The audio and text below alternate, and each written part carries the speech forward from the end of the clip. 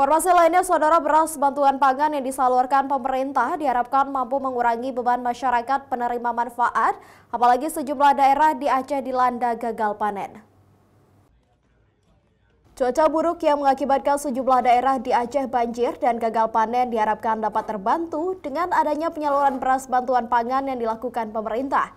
Selain bantuan cepat tanggap yang telah diberikan pemerintah Aceh, beras bantuan pangan yang disalurkan kepada masyarakat langsung hingga ke pelosok desa diharapkan dapat dimanfaatkan sebaik mungkin oleh masyarakat.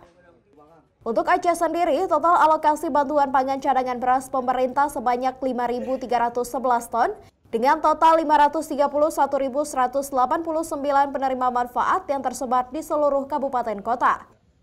Dan kita berharap sebagaimana disampaikan tadi oleh Pak Iksan, Pak Bulog, ini bisa membantu stabilisasi pasokan dan harga. Tentu saja ini juga memperkuat ketahanan pangan masyarakat, ya. Dengan adanya tersedia beras ini di masyarakat mudah mengaksesnya, apalagi seperti SPHP, dan kalau bantuan pangan ini memang langsung kepada kepala keluarga penerima manfaat. Jadi sangat membantu masyarakat dalam ketahanan pangan.